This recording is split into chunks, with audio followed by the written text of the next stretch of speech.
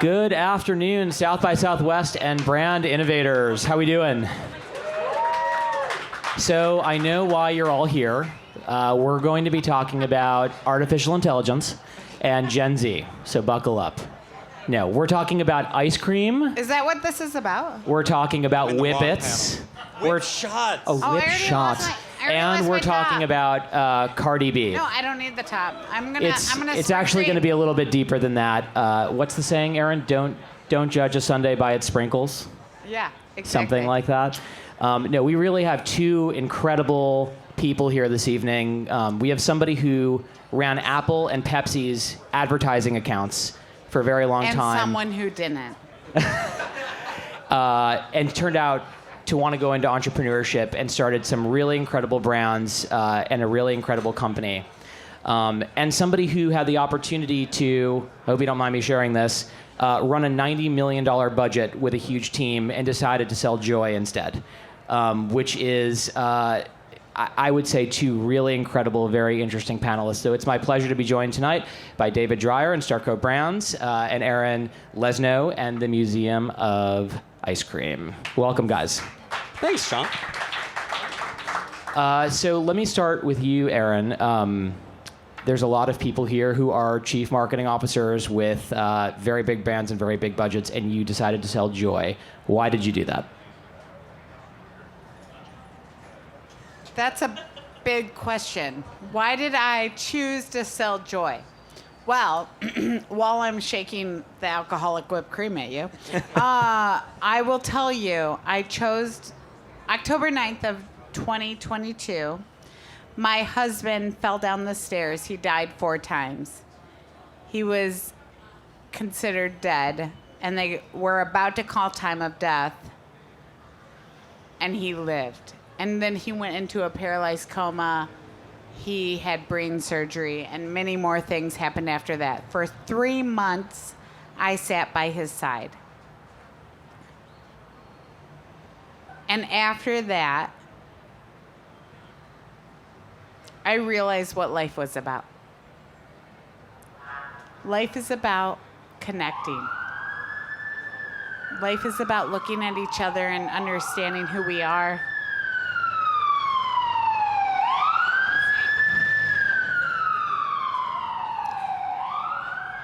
Life is about looking at someone in the eye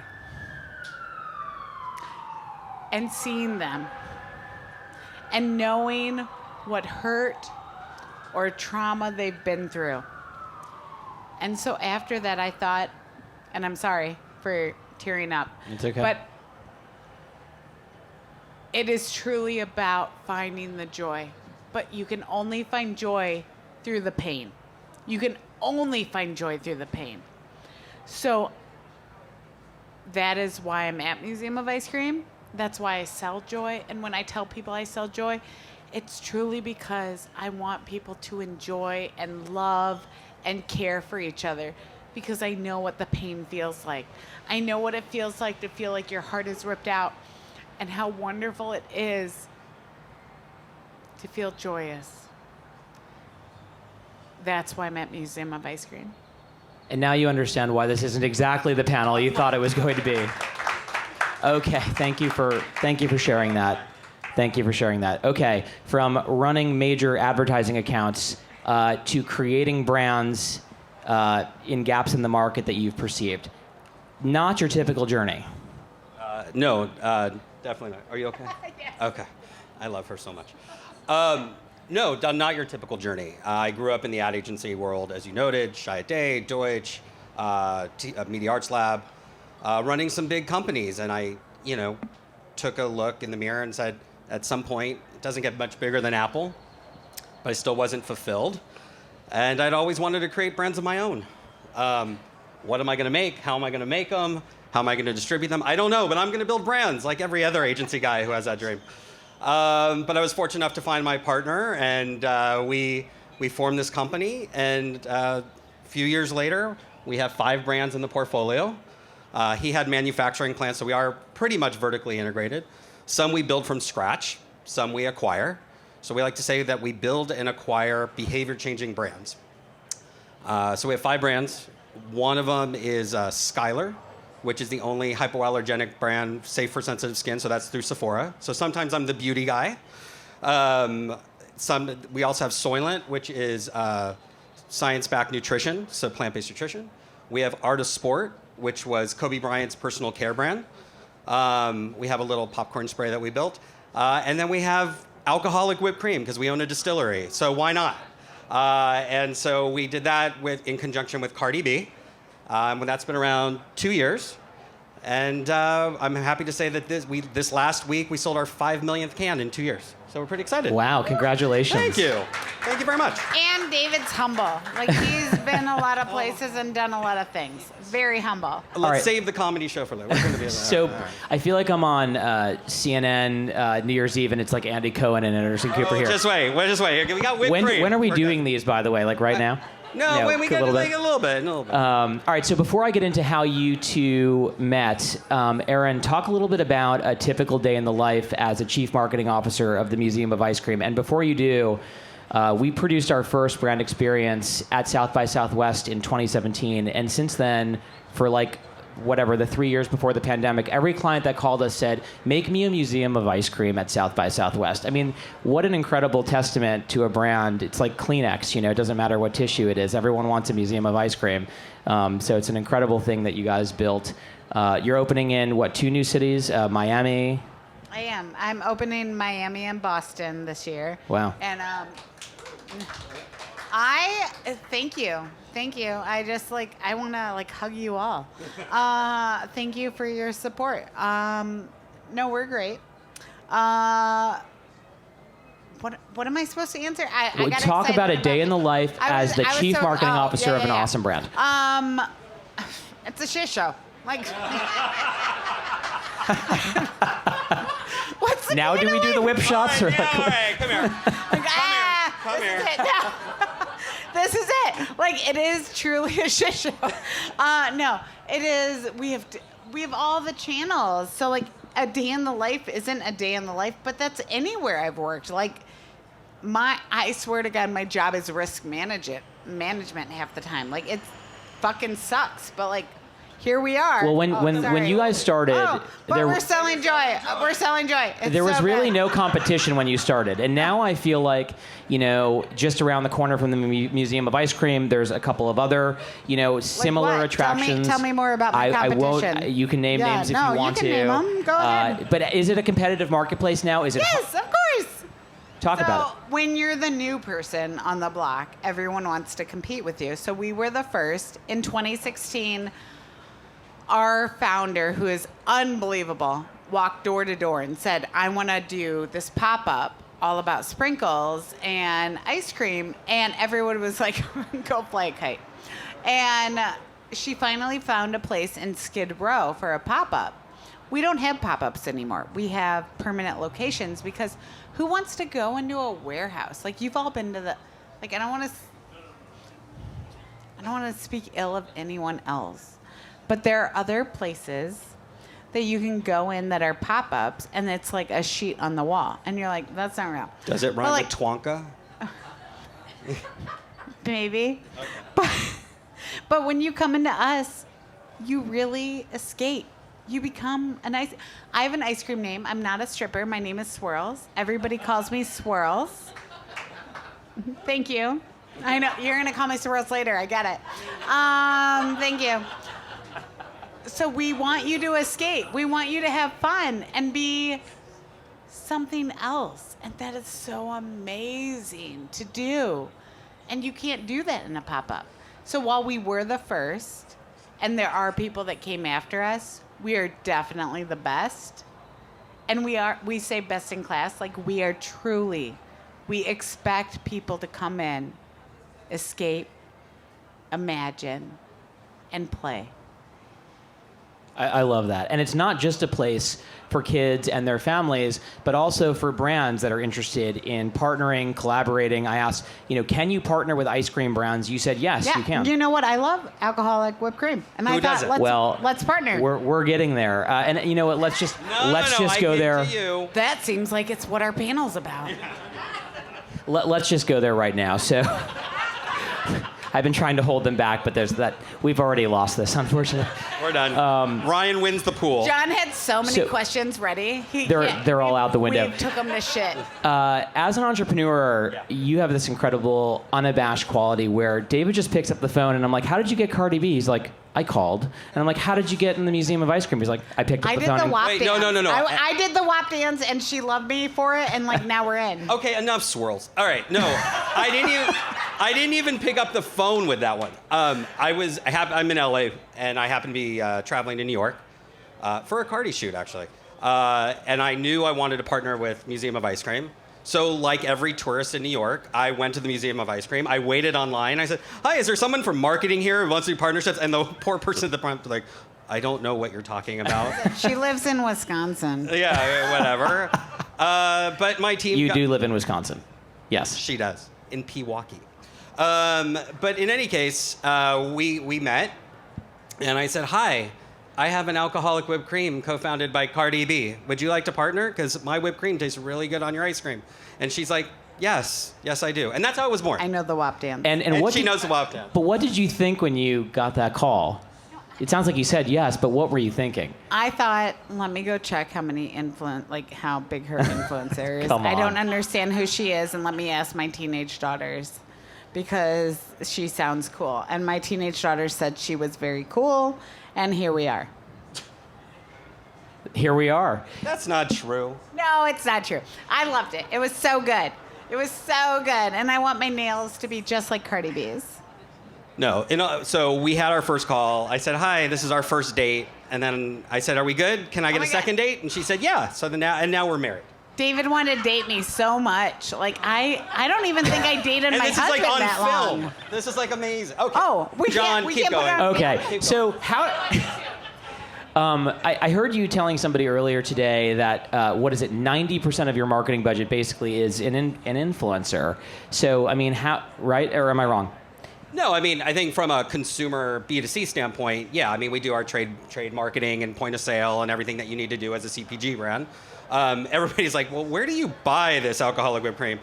We're in grocery stores and liquor stores and Total Wines and Bevmos and You're Vons. literally everywhere. Well, yeah, we have 58,000 points of distribution. Everyone in Wisconsin has it. Well, why not? It's amazing. But, so you have to do everything that you normally would do as a CPG brand. But from a B2C standpoint, I've got one of the world's biggest stars, and so it's how do I leverage that? Cardi's my currency.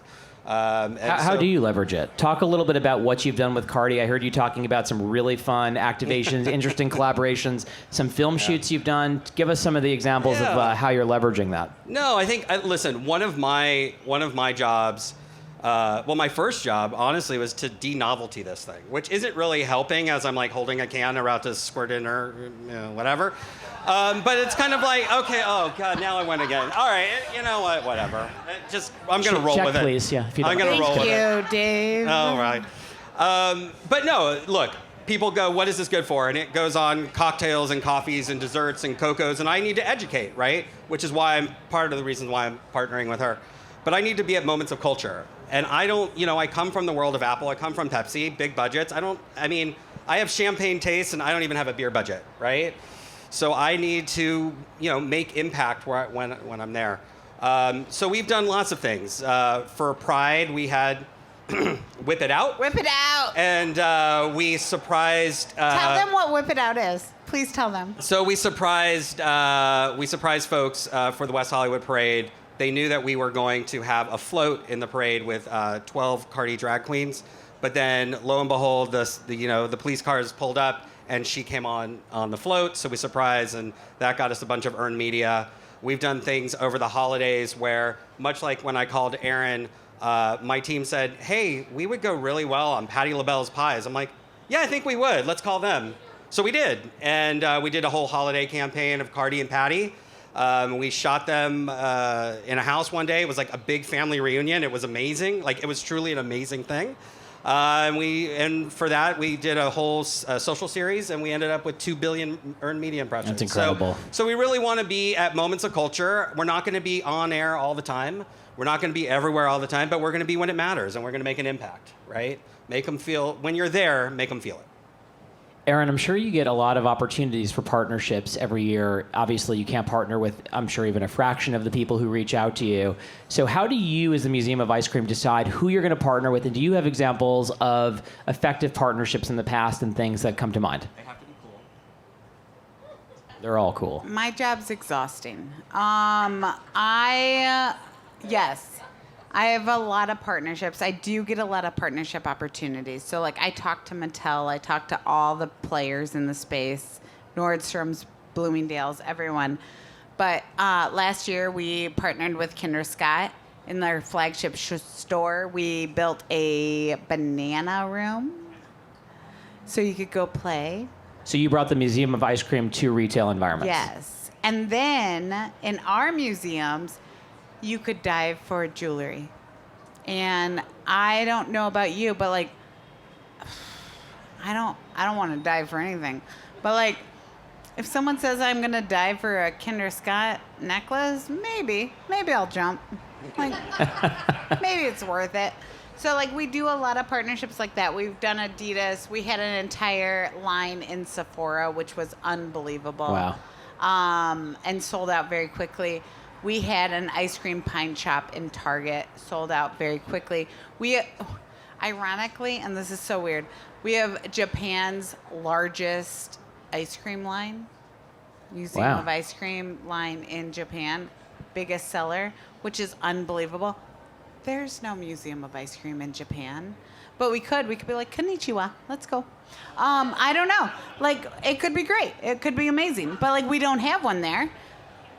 But So- we sell all the ice cream. A few years ago, or I don't know, maybe it wasn't that long ago, you said a major toy brand reached out to you and asked you to come and talk to their employees. Oh, and yes. I think it'd be really interesting for folks to hear why they did that. So Lego reached out last year and said, come talk to our marketing team. And I was like, is it like 20 people? And they're like, it's 750 people. I was like, that makes sense.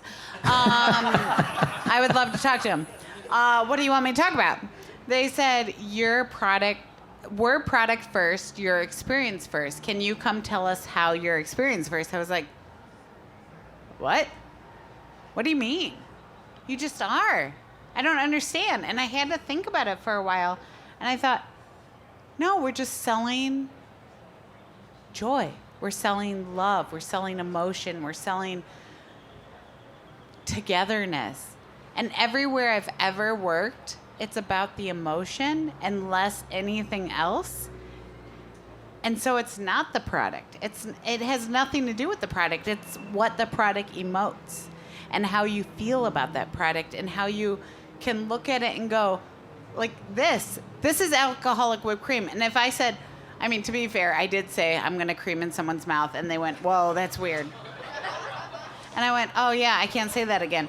But, yeah, that was probably wrong. But it's joy. I'm bringing joy with this. This is joyful. Like, you get to do something. Like, when someone does something like this, when I do that, like, it's joyful. That's what we're selling. I will say, so we've been talking a lot about Gen Z, right? And we're studying them like they're, animals in the zoo sometimes, But like I have 3 Gen Zs at home. Animals, they really are. But my son will say, he'll say to me, you know what, Dad? It's not that deep.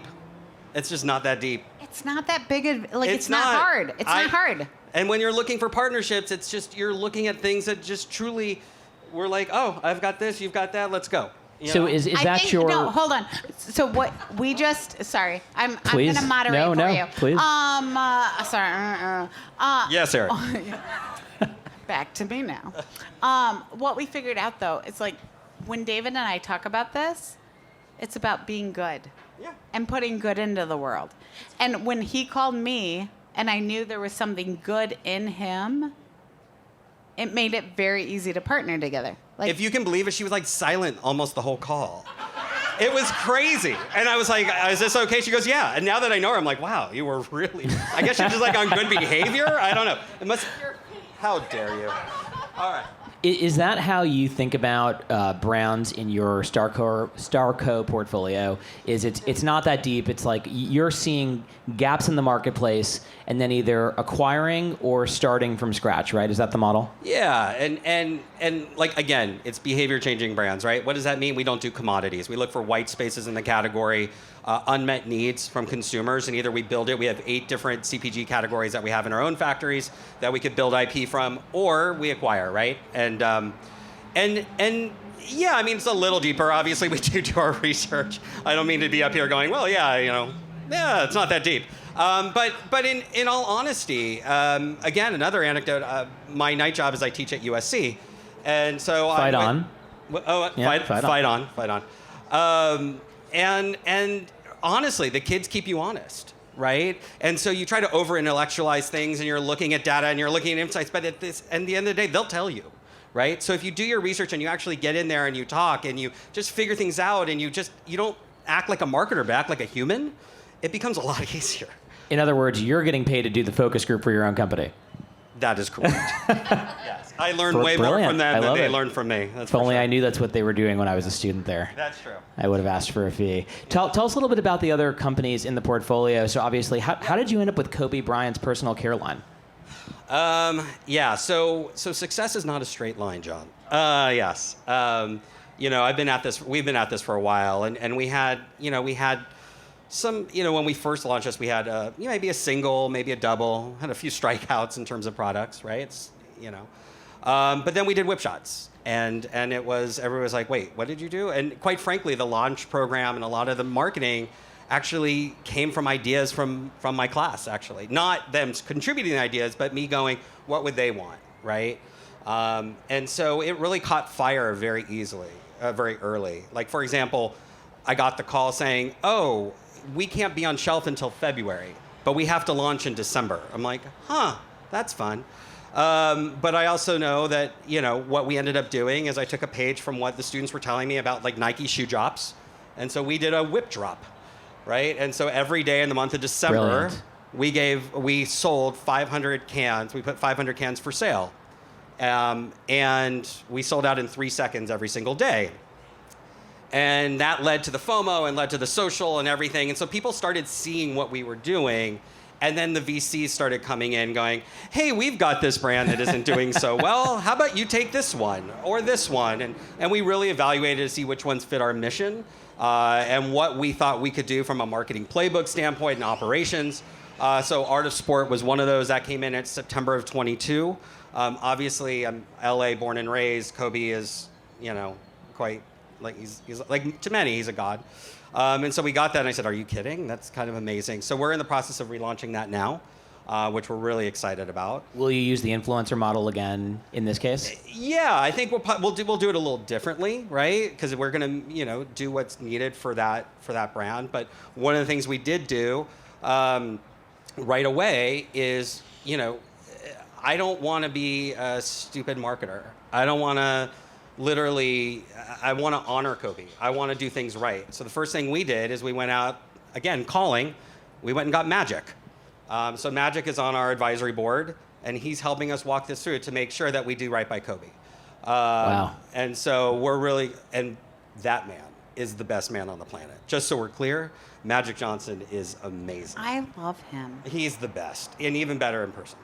And so, so for that, we definitely know him. So I'm not going to put Magic on hugged. billboards holding product or anything. That wouldn't be right. But from how do you do this right? How do you do it with authenticity? How do you honor the legacy of Kobe? How do you finish what he wanted to start? That's where we started. That's fascinating. So really, these are like emerging markets, and you're bringing them in and leveraging the power of your background.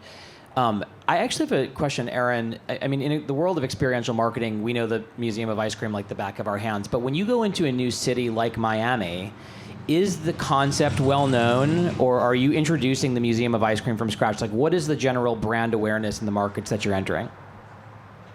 Good question. No. People either have no idea, and they're like, what's a Museum of Ice Cream? Do you have ice cream? What happens there? Is there a museum? Like, do I learn about the history? And I'm like, oh my God. Or they're like, yeah, I know it. I love it. Right? There's only 2 options here. So in Miami, we did have a pop-up there, which was wonderful. But when we go back in, we're going to have to do all that brand awareness again. So brand awareness is a big play. And I just want to say, like, David is humble about everything he talks about, but, like, the amount of work and brands that he has to deal with, like, I'm just so lucky to sit next to him. Oh. That's really nice. How do you do it? So when you go into Miami and there's people who don't know and they have all these, is it a museum, et cetera, like, how do you answer that question? And who's the target market? Are you on, like, Nickelodeon appealing to children? Are you appealing to their parents? I can't afford Nickelodeon. Okay. Calm down. Cardi has a new song coming out called Miami.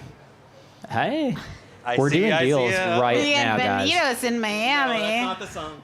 That's not the song. Will Smith might need some money. Yeah. I mean, he's canceled, right? I have no idea. Anyway, I'm sure he's doing great. He's probably doing great. He's fine. They probably made up. Anyway, when you go into Miami, it's all about brand awareness. So we're going to be built in Miami World Center, which is right near where the Heat plays. They're a basketball team, I learned. And they're okay. But right around there, a lot happens.